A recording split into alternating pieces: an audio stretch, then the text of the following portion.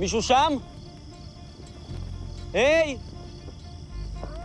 יש שם מישהו?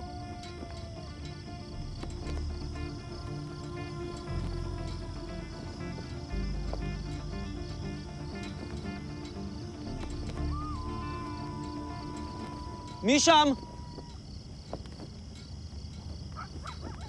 עצור! מה קרה? היי!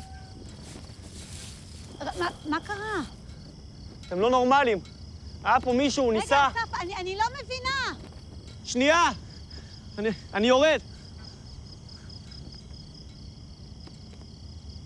אתם פשוט הזויים. מה קרה? היה פה מישהו, הוא ניסה להציל את המטע. התקשרתי לכם איזה 200 פעם, אתם לא עונים. אז למה לא התקשרת לארי? את רצינית איתי? לא נתתם לי את המספר שלו אפילו. טוב, איפה המישהו הזה שראית? נעלם. ניסיתי לצלם אותו, לא... נראה לך. מה עם כל המטע הנשרף? טוב, חכה. קח את זה. מה זה? קח.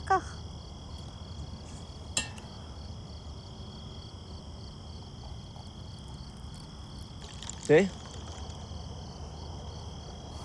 תה. יש פה הרבה חיות בלילה. אם לא רגילים לגור במושב, אז זה קצת מלחיץ. מישהו לחש לי ששאלת על מכונת חטיפים. תודה. אני כבר עוד אראה לך את הארון הסודי שלי.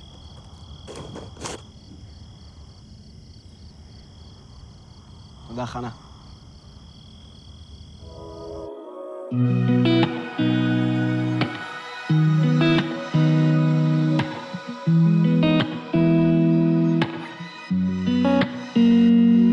זה מרגיש כמו הפעם המיליון, חוזר אליך עם פנים בקרקע. שוב אומרת אותן המילים, מתנצלת אותם השבילים.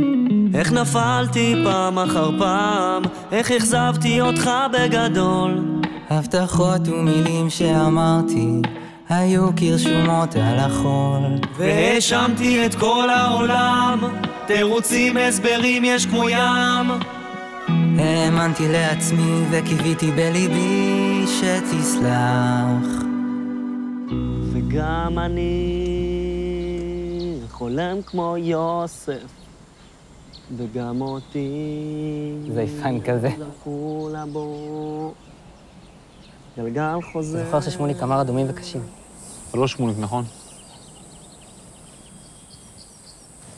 הנה, ככה זה יראה יותר טוב. טוב, תודה.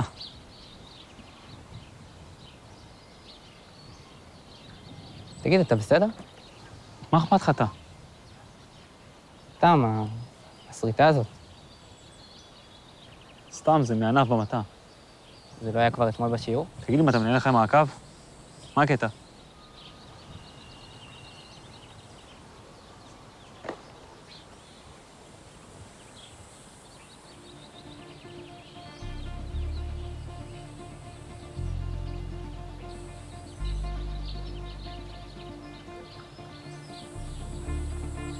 בוא נחזור לבית אריזה, עזוב אותך. כשהוא מסתכל עלינו ככה. חולצת משבצות הזאת? מה איתה? מה הוא רוצה לדעתכם? אין לי מושג. אבל לא חסר משוגעים, אתה יודע. לא, זהו, הלך. בוא זריז, בואו.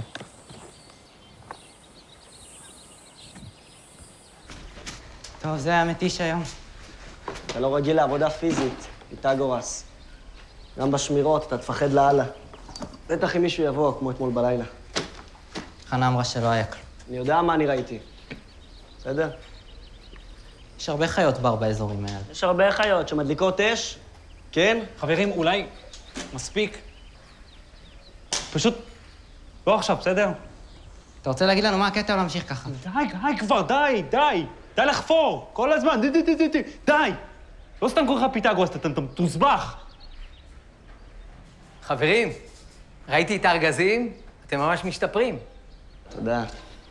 לגבי השמירה הערב, אחד מכם ישמור, אחרי זה נעשה משמרת של 2, ואחרי זה אריק ואני נעשה חילופים.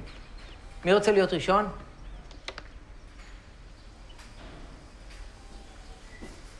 יותם, רוצה? כאילו, אפשר. לא, לא, זה בסדר, אני אהיה ראשון. גם אתמול שמרת, והבנתי שהיית מצוין. אסף שומר. יותם ואיתמר, תצטרפו אלינו לשיעור גמרא? כן, כן.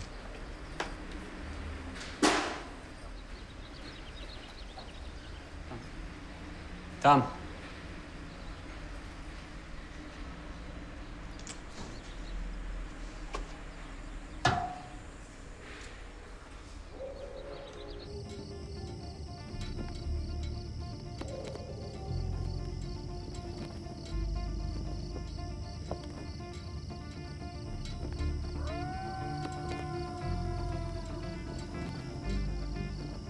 ערב טוב. או, שמוליק, יישר כוח על הקולה. הקוקה קולה. הקוקה קולה. ברוך אתה השם. שהכל נהיה בדברו. בשם השם נעשה ונצליח. אז בפעם שעברה למדנו את הסוגיה של סוגיית הבור, וראינו שאדם שהניח חפץ ברחוב, ובא מישהו ונתקל בחפץ הזה ושבר אותו, אז הוא פטור. ואם גם נגרם לו נזק, אז בעל החפץ חייב לשלם לו על הנזק. ואמרנו שזה בעוד מקרים. נכון, יש עוד מקרים, למשל עצים, למשל כלי זכוכית שמניחים ברחוב, למשל אדם שהכנע את הרכב שלו במקום שלא צריך לחנות אותו שם. רכב? כן, בהחלט יכול להיות גם רכב. שואלת הגמרא, תסתכלו בפנים, איתמר. אני? למה לא? טוב. ובא אחר ונתקל בה ושברה פטור, המאי פטור, היא באה אלה ליוני ומזל.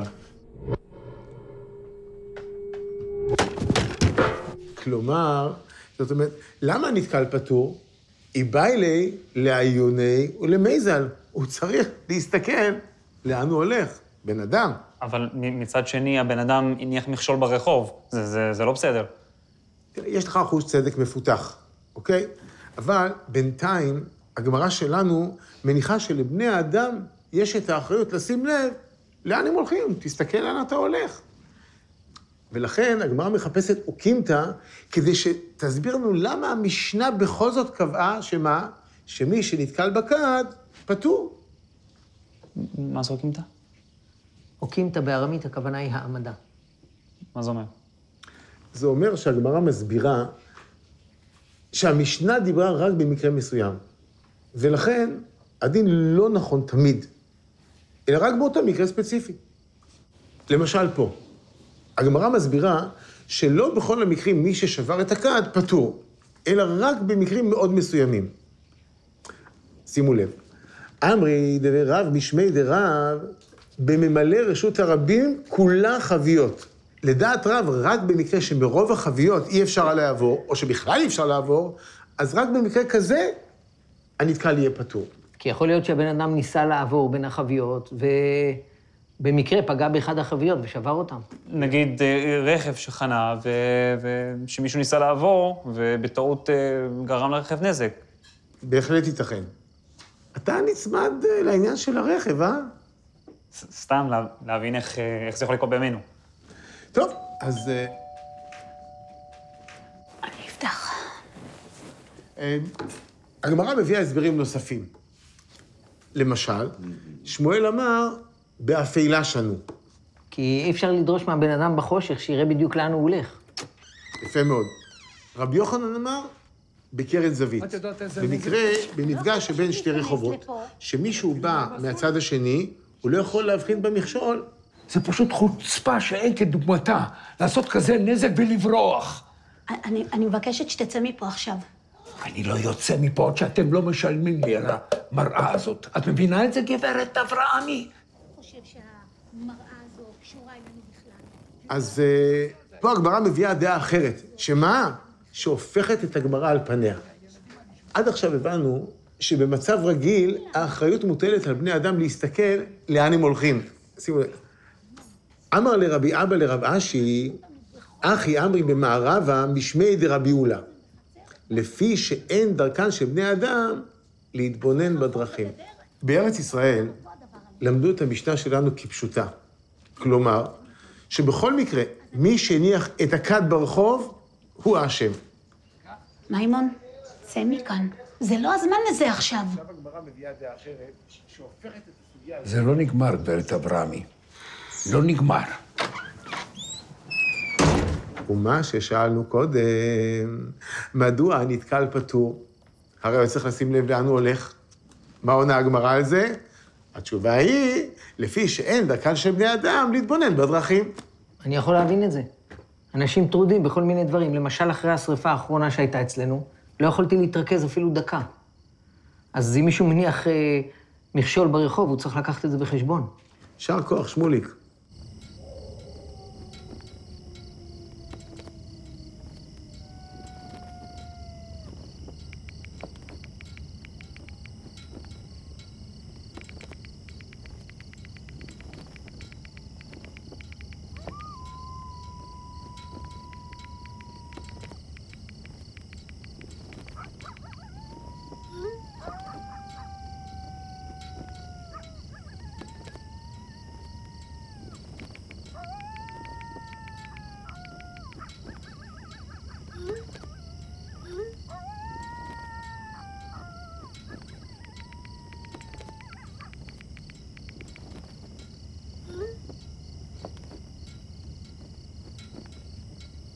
גם כן חרא.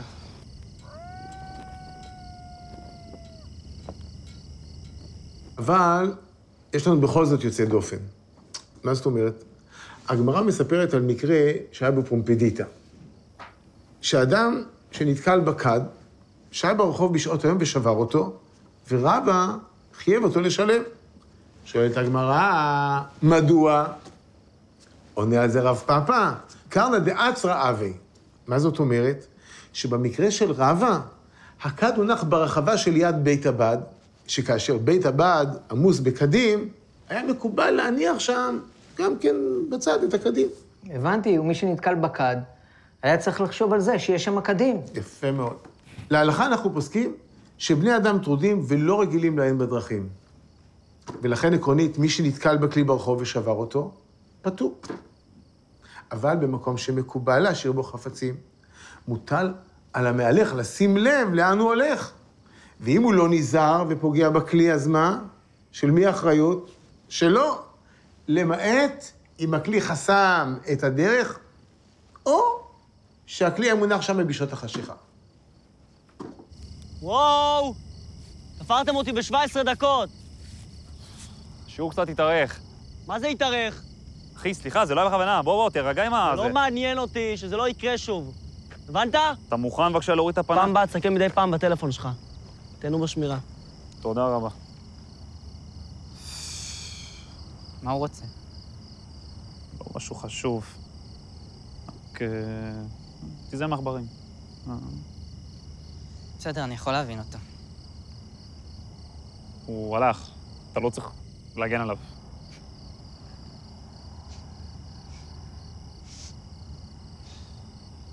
איזה יום זה היה היום? דווקא נחמד לשקט הזה כאן.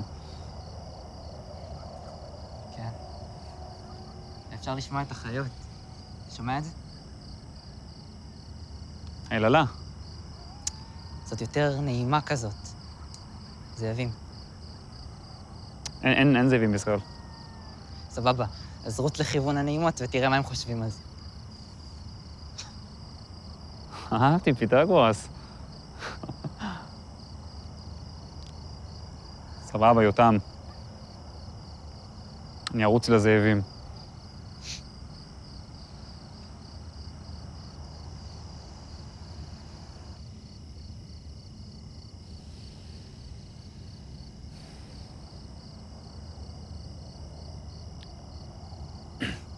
שאלת על הסרטה הקודם.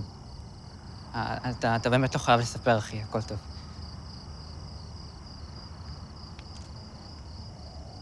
נסעתי אתמול להביא את הטלפון מהמטע, אז בדרך חזרה, הטנדר של מימון, המוזר הזה, חסם את המעבר, ופשוט ניסיתי לעבור, ובטעות שברתי לו את המראה.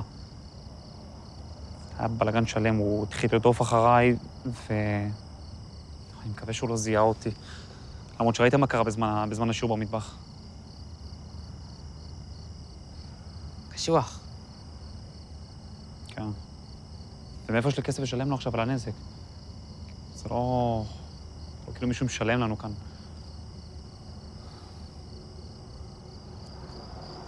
תגיד, לפי מה שלמדנו בשיעור, אתה אמור להיות פטור, לא? זה מה שהרב אמר. בסדר, זה בגמרא. זה לא עוזר לי. ברור שזה עוזר לך. אחי, מי הולך בעולם האמיתי לפי הגמרא? וואלה. אגב, מה עם הקורקינט? לא נשבר בתאונה הזאת? בקושי הספקתי לבדוק. זרקתי אותו מאחורי איזה שיח, מה? אתה אמיתי? השארת אותו שם כל היום? תיקחו אותו. נגמור פה פשוט את השמירה ואני ארוץ מלקחת אותו. לך עכשיו. ואתה תשמור לבד.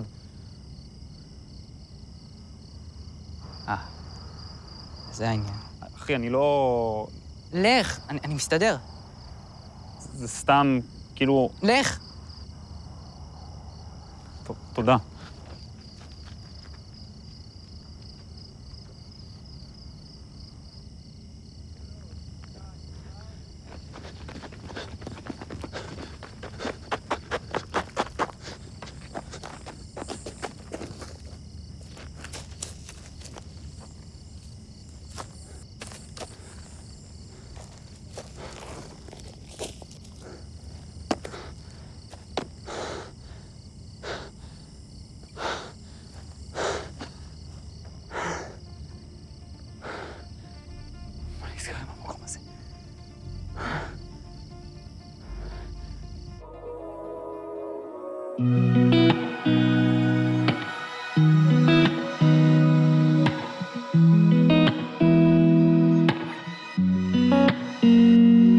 זה מרגיש כמו הפעם המיליון, חוזר אליך עם פנים בקרקע. שוב אומר את אותן המילים, מתנצל את אותם השבילים. איך נפלתי פעם אחר פעם, איך אכזבתי אותך בגדול. הבטחות ומילים שאמרתי, היו כרשומות על החול. והאשמתי את כל העולם, תירוצים הסברים יש כמו ים. האמנתי לעצמי וקיוויתי בליבי שתסלח. כי אני רק בן אדם, אני טועה פה ושם, מבקש שתבין, חדרי לב תבחין, שתזכור גם באין שערה, שאני רק בן אדם, אור נודד בעולם, מנסה להעיר, לפעמים קצת מבהיר, מחבר מתחיל מחדש, רק בן אדם.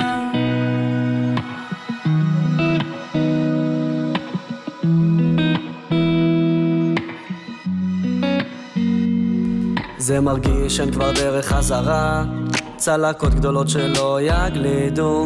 יש מילים שאינן נמחקות, כאלף ואחד עדים יעידו שנפלתי פעם אחר פעם, שאכזבתי אותך ביותר. אבל גם אם תפנה לי את העורף, לעצמי אני לא מוותר. לא אשים עוד את כל העולם, אם אפול תוך דקות אני קם. מאמין שוב בעצמי, מקווה בכל ליבי שתסלח. כי אני רק בן אדם, אני טועה פה ושם, מבקש שתבין, חדרי לב תבחין, שתזכור גם באין שערה, שאני רק בן אדם, אור נודד בעולם, מנסה להעיר, לפעמים קצת מבהיר, מחבר מתחיל מחדש, רק בן אדם.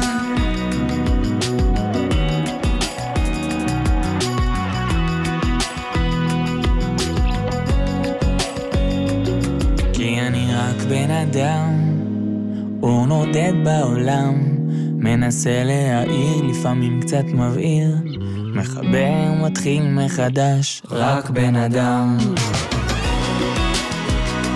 רק בן אדם, אור נודד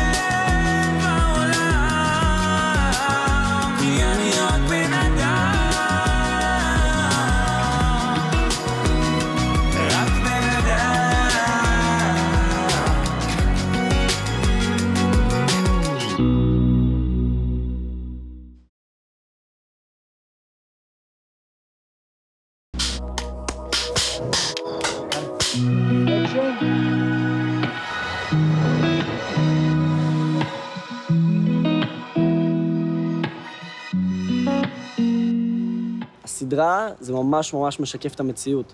זה אומר שאפשר ללמוד מהסדרה שגמרא זה באמת לא משהו כל כך כבד, והוא משהו שיכול להיות הרבה יותר כיפי וקליל וסבבה ונחמד. וגם לומדים מזה המון יחסים בין אישיים, אנחנו רואים את כל התהליך בעצם שאסף וגם שתי החבר'ה האחרים עוברים, שאנשים משתנים, שאפשר לשנות, וגם אם אתה נמצא בנקודה כזו או אחרת, תמיד אתה יכול להתקדם משם ולהיות הרבה יותר טוב.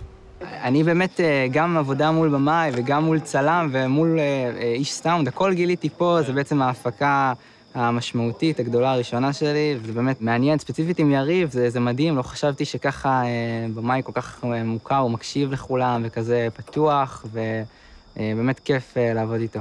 כי לכולנו יש בעצם את שתי הצדדים, ולכולנו יש עליות וירידות וכעס ועצב, וכל פעם אתה מנסה להתחבר על ידי, זה יכול להיות על ידי זיכרון, זה יכול להיות על ידי פעולות ששחקנים עושים כדי להתחבר לרגש הספציפי שצריך לסצנה.